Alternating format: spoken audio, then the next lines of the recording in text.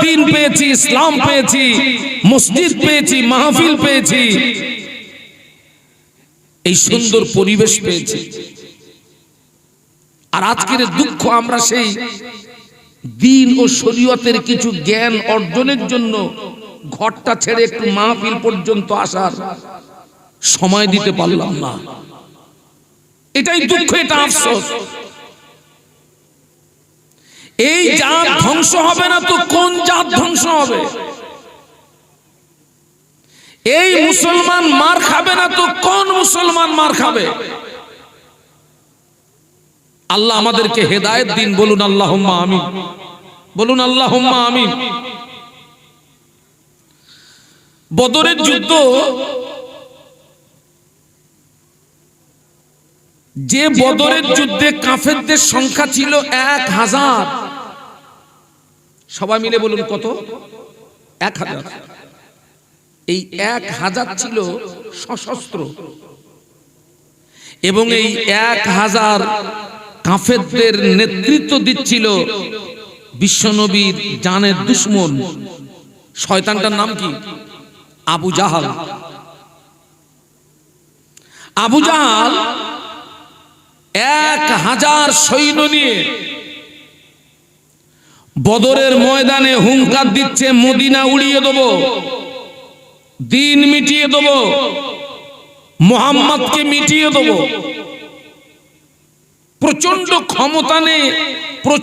ক্ষমতা নিয়ে নেমেছিল বদরের ময়দানে আবু জাহাল, দ্বীনকে ধ্বংস করার জন্য, ইসলামকে মিটিয়ে দেওয়ার জন্য।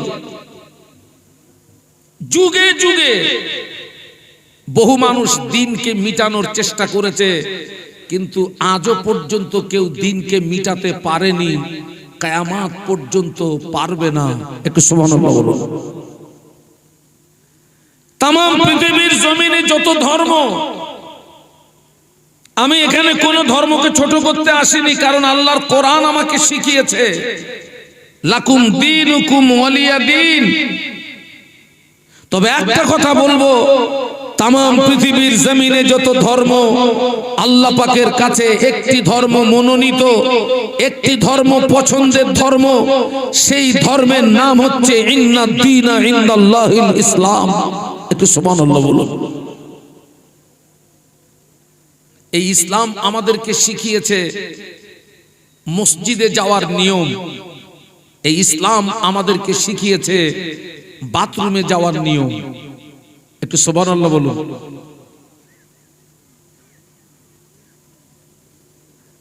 বদরের ময়দানে যখন আবু জাহাল বাহিনী নিয়ে এসে গেল, আল্লাহ রাসূল সাল্লাল্লাহু আলাইহি ওয়াসাল্লাম জীবনে কত বছর নসিহত করেছিলেন বলুন তো? আপনাদেরকে জিজ্ঞাসা করছি। 23 বছর। মক্কাতে 13 বছর, মদিনাতে 10 বছর। এই 13, 10 23 বছর রাসূলুল্লাহ নসিহত করলেন। সব মানুষ কি পরিবর্তন হলো? না। এদিকে আবু জাহাল হাজির।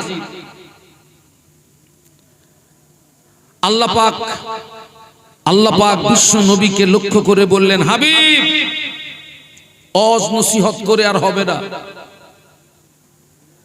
আবু জাহালের মোকাবেলা করতে হবে। বদরের ময়দানে আবু জাহালের মোকাবেলা করতে হবে, লড়াই করতে হবে, দ্বীনকে বাঁচাতে হবে। একটু বলুন সুবহানাল্লাহ। কিন্তু আল্লাহ রাসূল সাল্লাল্লাহু আলাইহি ওয়াসাল্লাম যে আবু জাহালের মোকাবেলা করতে আসবেন, তিনি তো একা আসবেন না। তিনি মাত্র সাহাবী পেয়েছেন 313। এই যে 313 জন সাহাবীকে নিয়ে রাসূলুল্লাহ বদরের ময়দানে আবু জাহালের মোকাবেলা করতে যাবেন, এনাদের পরিস্থিতিটা দেখুন। এনারা সবেমাত্র মক্কা থেকে হিজরত করে মদিনাতে এসেছেন। বাপ হারা, মা হারা, সন্তান হারা, বিবি হারা, সম্পদ হারা, ভিটে হারা। এক কথায় তানারা সব মানসিক দিক দিয়ে দুর্বল, খুব দুর্বল। সবেমাত্র মক্কা থেকে হিজরত করে মদিনাতে এসেছে। তাদের গায়ে এখনো রক্ত, মানসিক দিক দিয়ে খুব দুর্বল। আল্লাহর পক্ষ থেকে যখন নবীর কাছে এই ওহীর বাণী আসলো যে বদরের ময়দানে যেতে হবে, আবু জাহলের মোকাবেলা করতে হবে, লড়াই করতে হবে, দিন বাঁচাতে হবে, আল্লাহর নবী খুব টেনশনে পড়ে গেলেন যে আমি এখন এদেরকে কি করে বলি যে আমার সঙ্গে বদরের ময়দানে যেতে হবে, আবু জাহলের মোকাবেলা করতে হবে, লড়াই করতে হবে, জীবন দিতে হবে, দিন বাঁচাতে হবে। এরা যদি আমাকে রেখে পালিয়ে যায়, এরা যদি আমাকে রেখে চলে যায়, ইসলাম তো এ পর্যন্ত কবর হয়ে যাবে, ইসলাম তো এ পর্যন্ত সমাপ্ত হয়ে যাবে। আবার চিন্তা করছেন ওরা যদি মুসা নবীর উম্মতের মতো আমাকে জবাব দেয় যে তুমি আর তোমার রব আর জিবরাইল গিয়ে যুদ্ধ করোগে যাও, আমরা বসে থাকলাম। মুসা সালামের উম্মতরা বলেছিলেন তুমি আর তোমার রব আর জিবরাইল গিয়ে যুদ্ধ করোগে যাও, আমরা বসে থাকলাম। এই টেনশন বিশ্বনবী ভোগ করছেন। কিন্তু আবার চিন্তা যদি বদরের ময়দান পর্যন্ত না যায় ইসলাম কি হবে? বলুন বলুন, কমপ্লিট। আল্লাহ নবী সাহাবীদেরকে ডাকলেন, বাবা আমাদের ঈমান আর সাহাবীদের ঈমান কি এক? আসমান জমিন ডিফারেন্স। আল্লাহ নবী সাহাবীদের ডেকে বললেন, ও আমার সাহাবীরা, আল্লাহ পাক আমাকে আদেশ করেছেন বদরের ময়দানে যেতে হবে, আবু জাহলের মোকাবেলা করতে হবে, লড়াই করতে হবে, জীবন দিতে হবে। ও আমার সাহাবীরা, এ ব্যাপারে তোমাদের মতামতটা কি? তোমাদের চিন্তা ভাবনাটা কি? তোমাদের মতামত, তোমাদের চিন্তা ভাবনাটা তোমরা তোমাদের নবীকে জানিয়ে দাও। বলো তোমাদের মতামত কি? বলো তোমাদের চিন্তা ভাবনা কি? আল্লাহ নবী কি টেনশন করছিলেন যে এরা যদি আমাকে রেখে পালিয়ে যায়, এরা যদি মুসা নবীর উম্মতের মতো আমাকে উত্তর দেয়।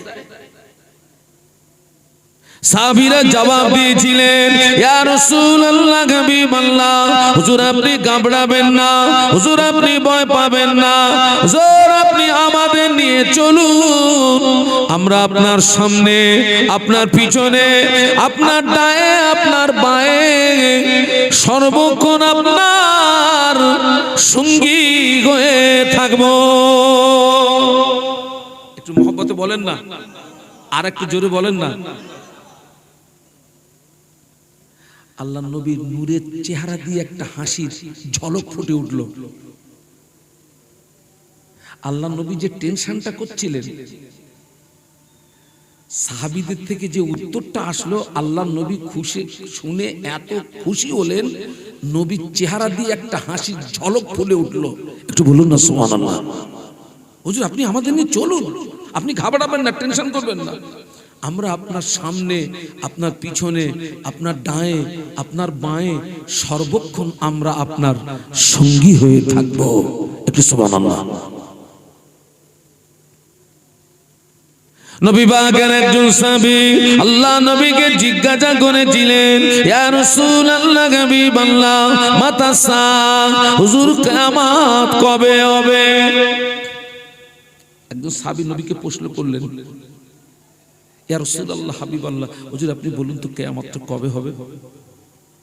আল্লাহ নবী জবাব দিয়েছিলেন, ও বাবা সাহাবী, তুমি কিয়ামতের সংবাদ নিচ্ছ, কিয়ামতের খবর নিচ্ছ, কিয়ামতের জন্য কি অর্জন করেছো বলো, কিয়ামতের জন্য কি সঞ্চয় করেছো বলো।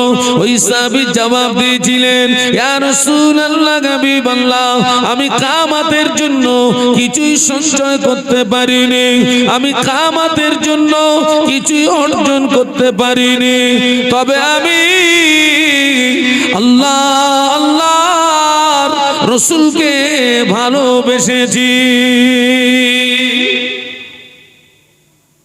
আমি কিয়ামতের জন্য কিচ্ছু অর্জন করতে পারিনি, কিচ্ছু আমার নেই ইয়া রাসূলুল্লাহ, তবে আমি আল্লাহ আল্লাহ রাসূলকে, বলুন বলুন। আল্লাহ নবী জবাব দিয়েছিলেন, ও বাবা আসাবি, তোমার দাবি যদি সত্য হয় আমি আল্লাহ নবী জানিয়ে দিলাম কিয়ামতের ময়দানে ওই দাবি তোমাকে নাজাত করিয়ে দেবে।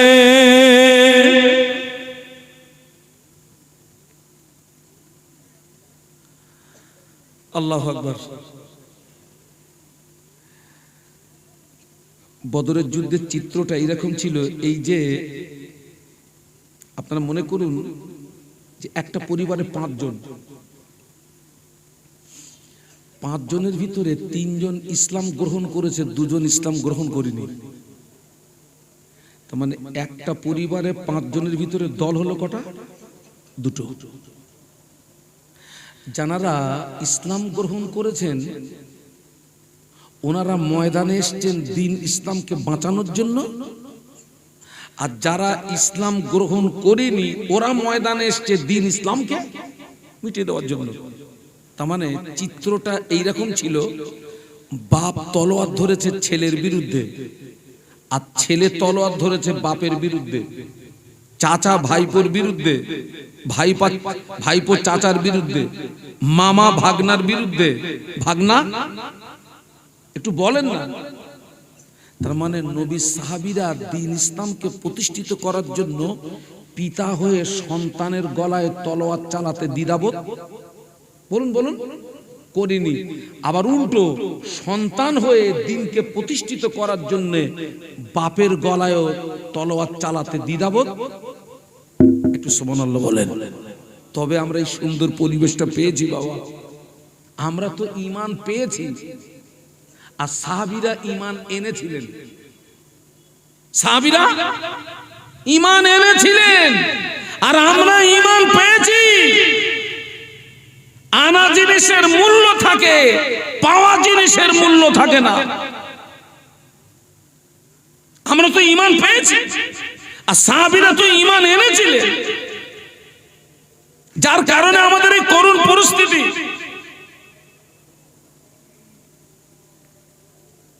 আহা, প্রত্যেকটা মাহফিলের আমি দেখছি তেমন আপনার এই করুণ পরিস্থিতি। প্রত্যেকটা মাহফিলের আল্লাহ পাক আপনাদের দোয়া তো আল্লাহ আমাকে প্রত্যেক রাতে একটা জায়গায় নিয়ে যায়। এই আমি 2 দিন পরে মালদা থেকে সবর থেকে ফিরলাম, আপনার গত কালকের ফিরলাম। কোথায় সে মালদা জেলা, 7.5 ঘন্টা সময় লাগলো গাড়িতে, আমার পার্সোনাল গাড়িতে 7.5 ঘন্টা সময় লাগলো আমার বাড়ির থেকে মালদা জেলার মাহফিল। কালিয়াচক থেকে আরো 8 কিলোমিটার এই দুর্গম রাস্তা গিয়ে 9টায় স্টেজে উঠলাম আর 1:30টায় নামলাম। ক ঘন্টা হলো? 4.5 ঘন্টা। এর মাঝখানে ইস্তিনজা লেগে গেছে আমার। আমি তো হাই সুগারের রোগী, 4.5 ঘন্টা স্টেজে থাকবো কি করে? এর মাঝখানে আমার ইস্তিনজা লেগে গেছে। আমি বললাম বাবা আপনারা বসেন, আমি একটু ইস্তিনজা করে আসি। ইস্তিনজা করে আবার স্টেজ, আবার স্টেজ থেকে নামলাম, গাড়িতে উঠলাম, আবার 7.5 ঘন্টা চলো। আল্লাহু আকবার। প্রত্যেকটা মাহফিলের ঐতিহ্য নষ্ট হচ্ছে এক শ্রেণীর নারী আর পুরুষদের কারণে। বিশ্বাস করুন, এরা কিন্তু কিয়ামতের ময়দানে এরা কিন্তু পাকড়া হয়ে যাবে। কি হয়ে যাবে বলুন? পাকড়া, সব পাকড়া হয়ে যাবে। ওদের বাঁচার রাস্তা নাই।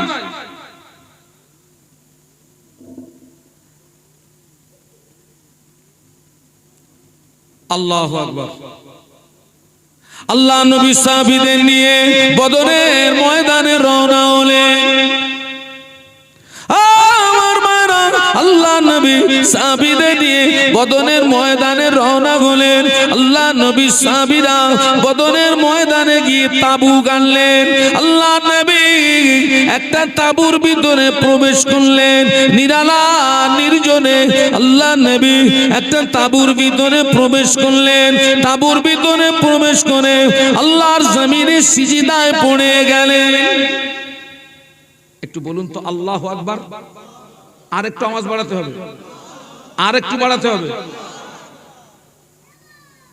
সাহাবীরা বদরের ময়দানে তাবু গেড়েছেন, আল্লাহ রাসূল সাল্লাল্লাহু আলাইহি ওয়াসাল্লাম একটা তাঁবুর ভিতরে আপনার প্রবেশ করলেন, নিরালা নির্জনে, ওই তাঁবুর ভিতরে আর কেউ নেই, রাসূলুল্লাহ একা। হাদিস শরীফ এসেছে রাসূলুল্লাহ সাল্লাল্লাহু আলাইহি ওয়াসাল্লাম ওই তাঁবুর ভিতরে আল্লাহর জমিনে সিজদায় পড়ে গেলেন। সিজদায় পড়ে গিয়ে কাঁদছেন, আল্লাহ তুমি যদি চাও তোমার দ্বীনকে বাঁচিয়ে রাখবে, তুমি যদি চাও ইসলামকে বাঁচিয়ে রাখবে, তাহলে আমি এই বদরের ময়দানে সিজদায় পড়ে দোয়া করছি, আল্লাহ আসমান থেকে তুমি আমাদের উপরে সাহায্য করো, আর তুমি যদি চাও তোমার দ্বীনকে মিটিয়ে দেবে, ইসলামকে মিটিয়ে দেবে। আমি দোয়া চাচ্ছি, আল্লাহ তুমি এই বদরের ময়দানে আমাদেরকে শহীদ করে দাও।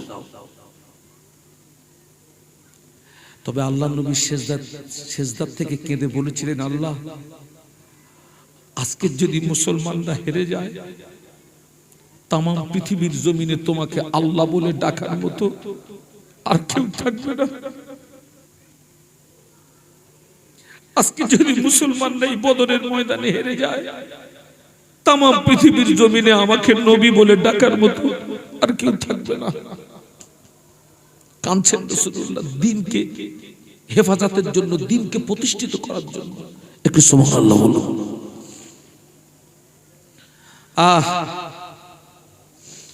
আল্লাহ নবী যে কাঁদছেন বদরের ময়দানে, এই ছবিটা, চিত্রটা, নকশাটা আল্লাহ দেখছেন না দেখছেন না?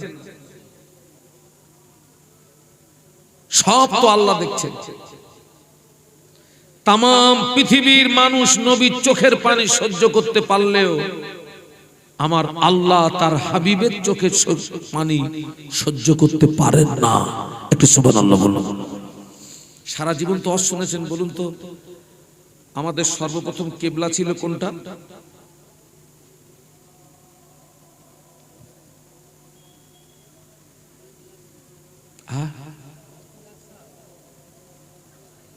আমাদের কিবলা ছিল বাইতুল মুকাদ্দাস। সবাই মিলে বলুন কোনটা? জেরুজালেমে, যেটা এখন শয়তানদের দখলে।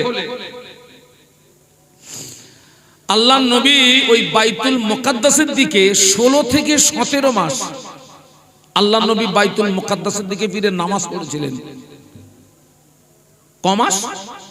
16 থেকে 17 মাস আল্লাহর নবী বাইতুল মুকাদ্দাসের দিকে ফিরে নামাজ পড়েন ঠিকই, কিন্তু রাসূলুল্লাহ চলেন ফেরেন, বারবার আসমানের দিকে তাকান, চলেন ফেরেন, বারবার আসমানের দিকে তাকান। আসমানের দিকে তাকান মানে তিনি ওহির অপেক্ষা করছিলেন। রাসূলুল্লাহর মনটা চাচ্ছে, আল্লাহ এই বাইতুল মুকাদ্দাসটা কিবলা না হয়ে আমার জন্মভূমি বাইতুল্লাহটা যদি আমার জন্য কিবলা হতো, আমি মনের দিক দিয়ে খুব তৃপ্তি পেতাম, শান্তি পেতাম, আনন্দিত হতাম। অন্তরের খবর কে রাখে? ইন্নাল্লাহ আলিমুম বিযাতিস সুদূর।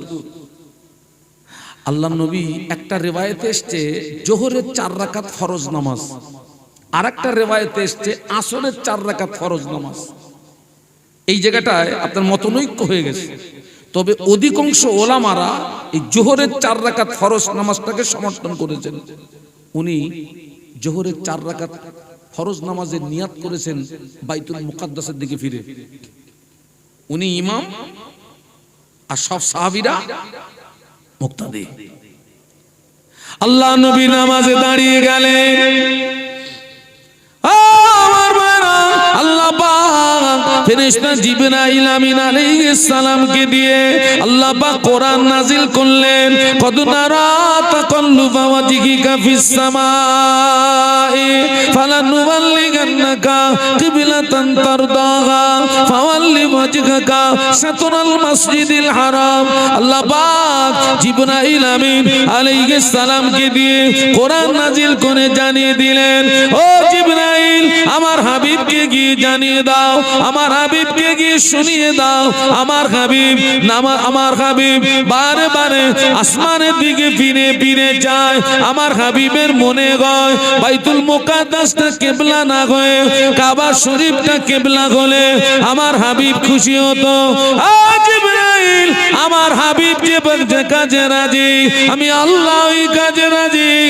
আমার হাবিবকে গিয়ে জানিয়ে দাও, আমি আল্লাহ পাক হাবিবের জন্য আমি কাবা শরীফটাকে কিবলা বানিয়ে দিলাম। একটু মহব্বতে বলেন না। কোরআনের এই আয়াত যখন নাজিল হলো, আল্লাহ নবী 2 রাকাত নামাজ পড়েছিলেন বাইতুল মুকাদ্দাসের দিকে ফিরে।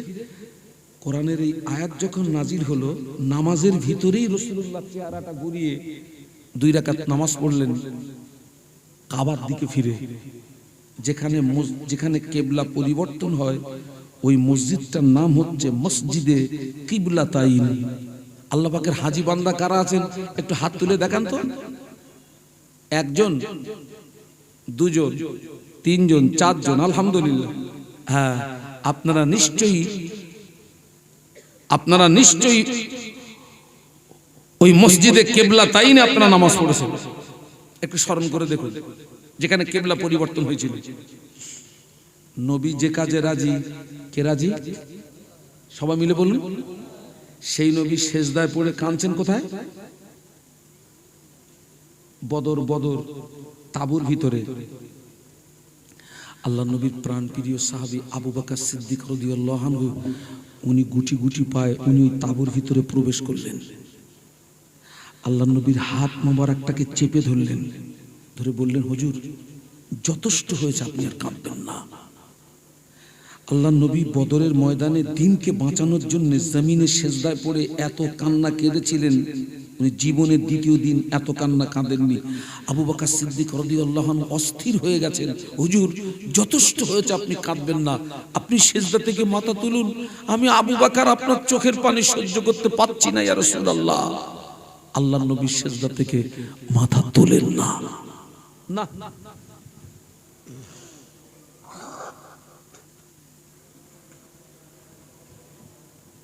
আল্লাহ নবী সিজদা থেকে মাথা তুলছেন না।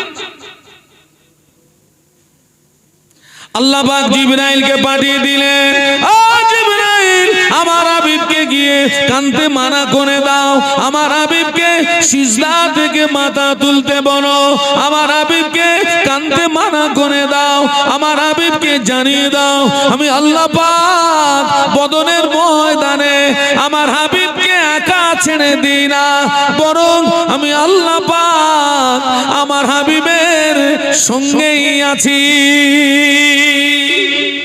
যদি বলতে পারলেন না, মোহাব্বতে বলতে পারলেন না। জিবরাইল, আমার হাবিবকে গিয়ে জানিয়ে দাও, আমি আল্লাহ পাক বদরের ময়দানে জয়ের ঝান্ডাটা আমার হাবিবের হাতে তুলে দিয়েছি। সুবহানাল্লাহ। তারপরে সুন্দর পরিবেশ পেয়েছি, আমরা তো পাকাও মেরে কাটিয়ে দিলাম। তারপরে মাহফিলে ওয়াজ পেয়েছি।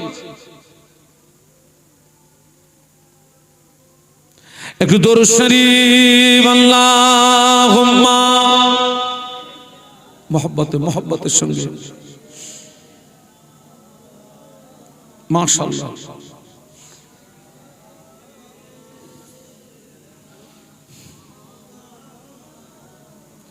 আর একটু মোহব্বত, আল্লাহুম্মা সাল্লি আলা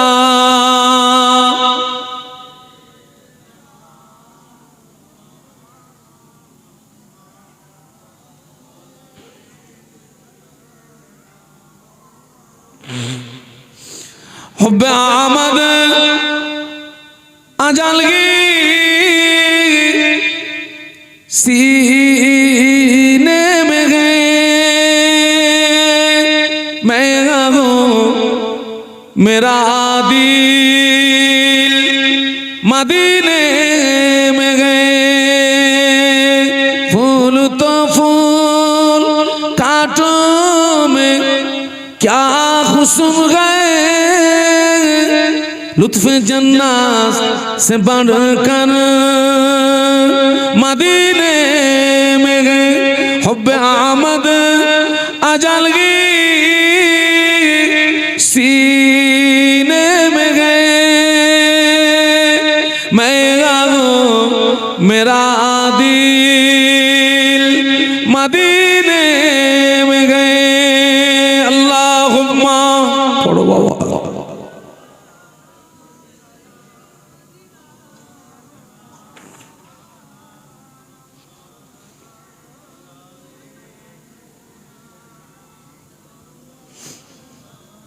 माशाल्लाह একটু কলেমার জিকির লা ইলাহা ইল্লাল্লাহ জবান খুলে লা ইলাহা ইল্লাল্লাহ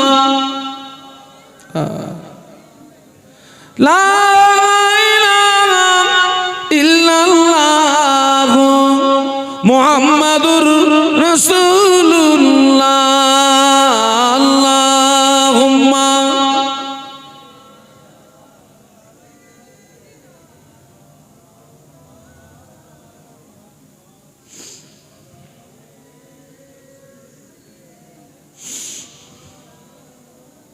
একটু বলি না আল্লাহু আকবার আর একটু মহব্বতের সঙ্গে বলি জিবরাইল সালাম ওহির বাণীটা নিয়ে আসলেন তাঁবুর ভিতরে ইয়া রাসূলুল্লাহ আপনি কাঁদবেন না আপনি সিজদা থেকে মাথা তুলুন আল্লাহ জানিয়ে দিয়েছেন এই বদরের ময়দানে আল্লাহ আপনাকে একা ছেড়ে দেন না আল্লাহ আপনার সঙ্গেই আছেন আর বদরের ময়দানে জয়ের ঝান্ডাটা আল্লাহ আজকে আপনার হাতেই তুলে দিয়েছেন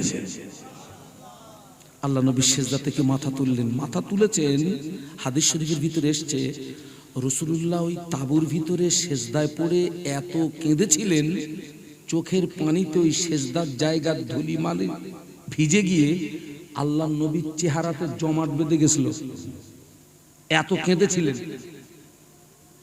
কি বাঁচানোর জন্য সবাই মিলে বলুন দিন বাঁচানোর জন্য এত কেঁদেছিলেন আমরা কদিন কেঁদেছি বলুন তো দিন বাঁচানোর জন্য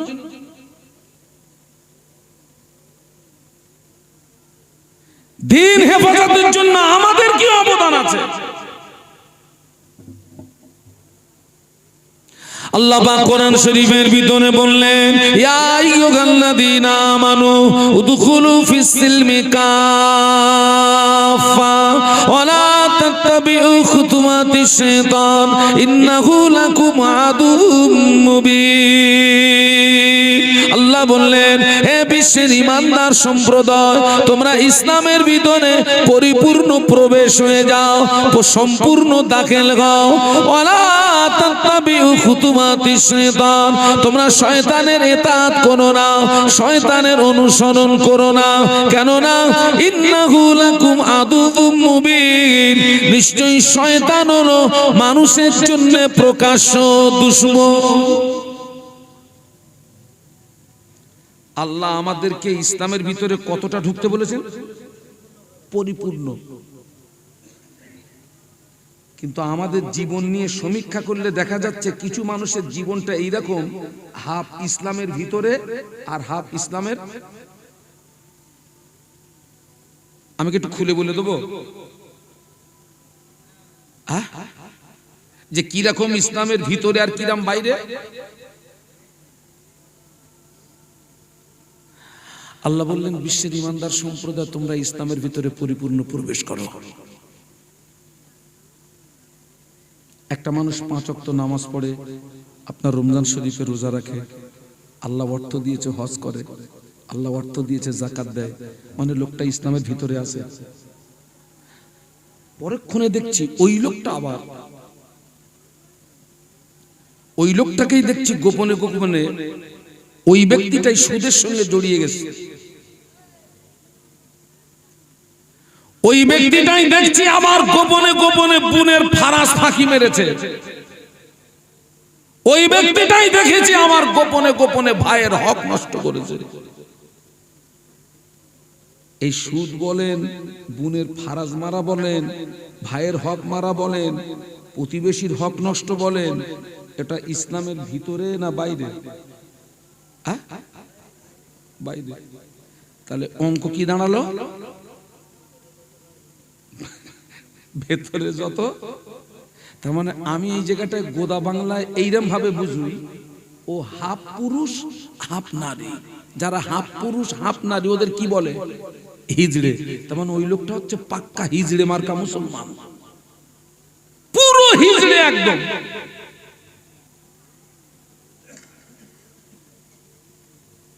আবার এখনো সমাজের অনেক মানুষ আছে তারা ইসলামের ভিতরে এখনো প্রবেশ করেনি। যেমন 10 বছর শুনেছে, 20 বছর শুনেছে, 30 বছর শুনেছে, সারা বছরে 2 দিনের বেশি নামাজ পড়ে না। আছে না নেই? কোন নামাজ চাচা? ব্যাস, তাই বলতেছে হুজুর জান্নাত নিয়ে উঠতে পারবো না। ও যেন ওর বাপের সম্পত্তি।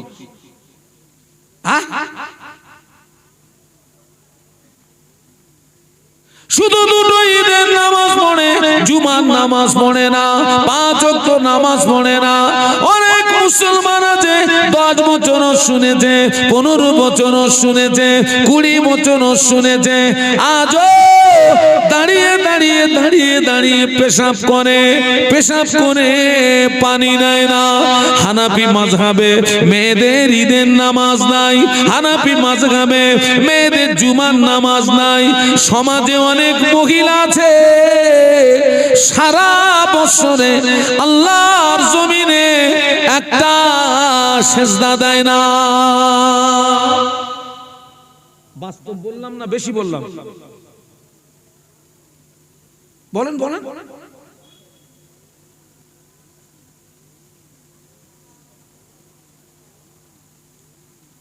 আমার নবী ইসলামকে দিনকে বাঁচানোর জন্য কাঁদতেছেন। যে লোকটা নামাজ কায়েম করলো সে দিনকে হেফাজত করলো, আর যে ব্যক্তি নামাজ কায়েম করলো না সে দিনকে ধ্বংস করলো।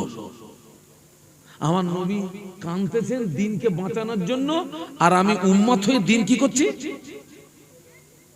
আমি ধ্বংস করছি।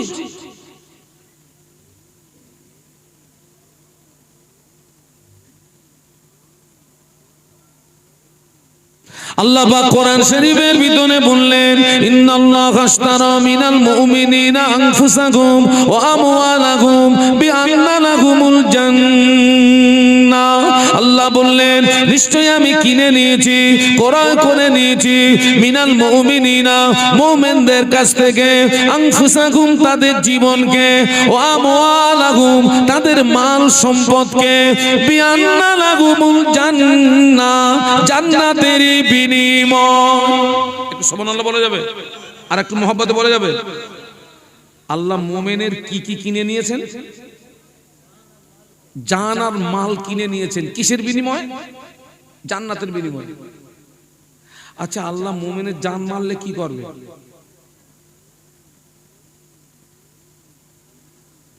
আল্লাহ যে মোমেনের জান মালটা যে কিনে নিয়েছেন জান্নাতের বিনিময়ে, এই মোমেনের জান মাল নিয়ে আল্লাহ কি করবেন? এর ব্যাখ্যা হলো, মোমেনের জান আল্লাহ কিনে নিয়েছেন মানে আপনার জীবনটা আল্লাহর রাস্তায় ছাড়া অন্য রাস্তায় পরিচালিত করতে পারবেন না। আর আল্লাহ মোমেনের মাল কিনে নিয়েছেন মানে মোমেনের মাল আল্লাহর রাস্তায় ছাড়া অন্য রাস্তায় ব্যয় করতে। মাহফিলের জন্য যদি 500 টাকা যদি চাঁদা চাওয়া হয়, কত কত একটু জোরে বলেন না? 500। সকালে আয়, জোহরে আয়, আসরে আয়, মাগরিবে আয়, তাহাজ্জুদে আয়, চাশতে আয়। কব আসে? ফজরে আয়, জোহরে আয়, আসরে আয়, মাগরিবে আয়, এশায় আয়, তাহাজ্জুদে আয়, চাশতে আয়, তারপরে 100। আর বল খেলা হবে। কি খেলা হবে? 1000 টাকা চাঁদা চেয়েছে, মোটে দেরি করেনি, কাবাট করে বার করতে দিয়েছে। ওর বাপের সবরেসানি হবে, ওর বাপের সবরেসানি হবে।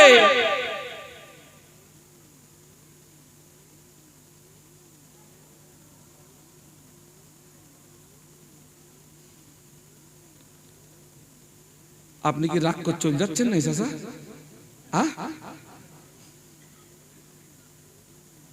আল্লাহু আকবার। অনেক দিন মানে মনে হয় এক যুগ পার হয়ে গেছে, তারপরে আমি হোসেনপুরে এসেছি ওয়াজ করতে আসি। আল্লাহ যে কিভাবে আজকে দাওয়াত আমার যে আল্লাহ জুটিয়ে দিলে। এই যে জায়গাটায় বসে আছেন, জায়গাটা আমার নামে রেকর্ড আছে। আমার এখন টাকার দরকার। এই জায়গাটা বিক্রি করেছি মসজিদের ইমাম সাহেবের কাছে একটা টাকার বিনিময়। আবার এই একই মাল কিছুদিন পরে বিক্রি করেছি মসজিদের মুয়াজ্জিনের কাছে। এক মাল বিক্রি করেছি কবার? একটু জোরে বলেন। আমি কি কারোর সঙ্গে চিটিংবাজি করেছি চাচা? কি না?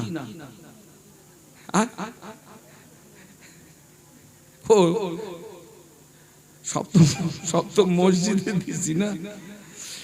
এক মাল দুবার বিক্রি করলাম মানে আমি প্রথম ব্যক্তির সঙ্গে চিটিংবাজি চালিয়েছি।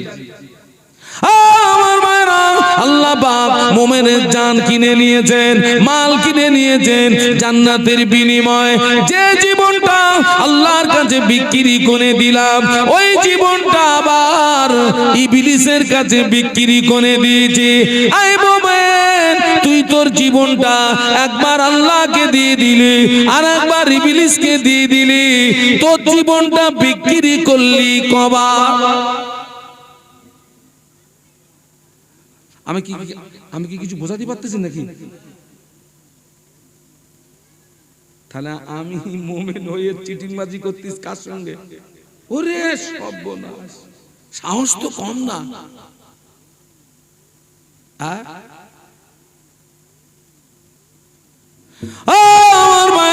আল্লাহ পাক কোরআন শরীফের ভিতরে বললেন, ওয়ালাকাদ জারানা লি জাহান্নামা কাসীরাম মিনাল জিন্নি ওয়াল ইনস লাহুম কুলুবুন লা ইয়াফকাহুনা বিহা ওয়া লাহুম আ'য়ুনুন লা ইবসিরুনা বিহা ওয়া লাহুম আযানুন লা ইয়াসমাউনা বিহা উলাইকা কালানাম বাল হুম আদাল উলাইকা হুমুল গাফিলুন। একটু আল্লাহু আকবার বলা যাবে? আপনাদের কষ্ট হচ্ছে না তো? আল্লাহকে ডাকলে আল্লাহ খুশি হয় না রেগে যায়?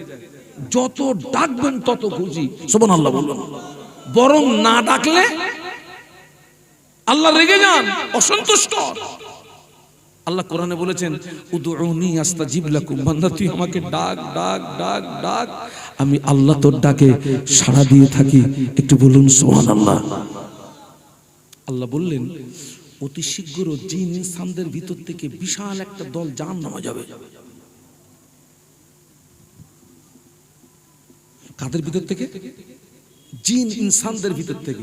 আগে কিন্তু আল্লাহ ইনসান বলেননি, আগে কি বলেছেন? জিন।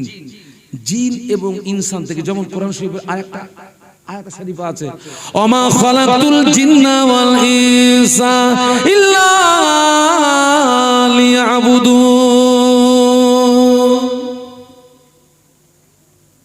আগে জিন।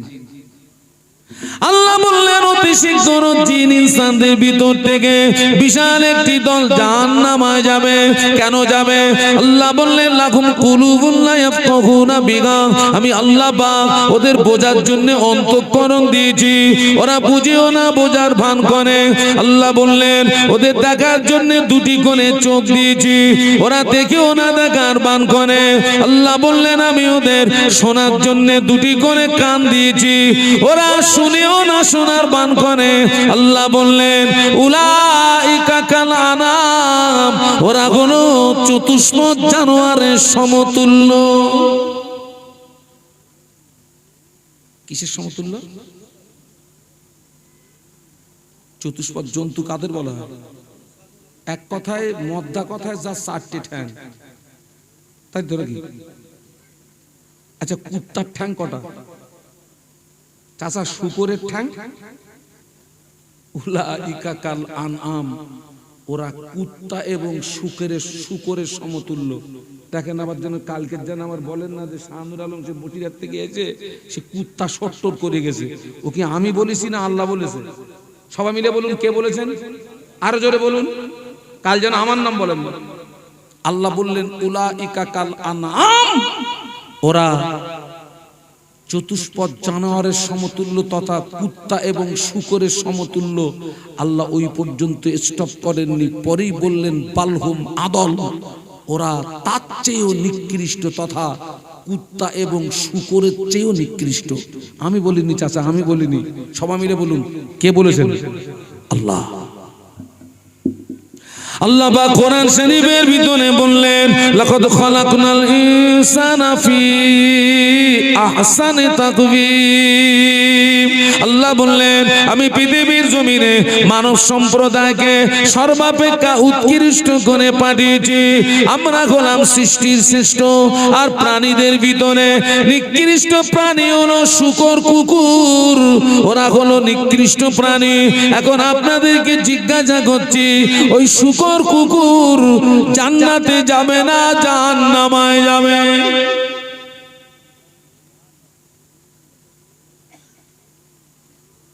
শূকর কুকুর জান্নাত না জাহান্নাম?